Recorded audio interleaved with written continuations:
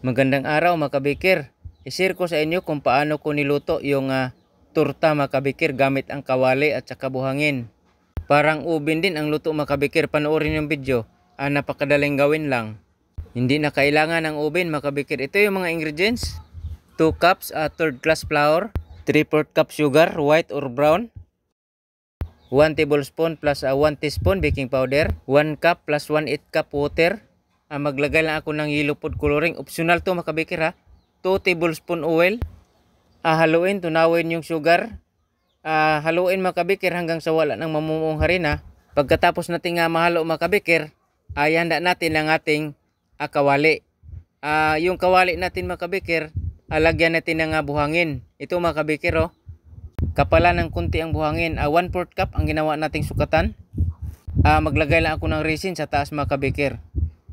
20 minutes itong maluto mga kabikir ang ating torta. Ito sa 10 minutes ganito na siya mga kabikir o 10 minutes. Tapos takpan natin uli. Pagka 20 minutes mga kabikir, ito na siya, luto na. Tingnan nyo mga kabikir, parang ubin din ang luto. Sa mga walang ubin, wag na kayong maproblema. Lahat ng tinapay, cake na pwede nating lutuin sa kawali, lutuin natin mga kabikir.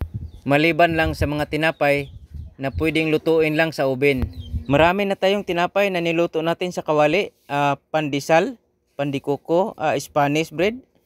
At marami-rami na mga kabikir. Kung wala kayong ubin, kung gusto nyo magnegosyo, marami-rami na ang may display nyo sa inyong mga estante.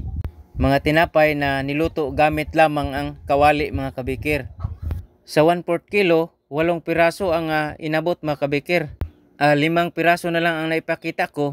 Kasi yung 3 nadali na. Mga kabikir, sana nagustuhan nyo ang recipe na isinare ko sa inyo ngayon. Itong simpleng torta.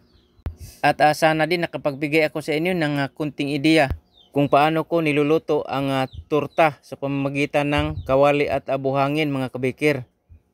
At sana makakatulong ito sa inyo kung gusto kayong gumawa ng torta o tinapay mga kabikir.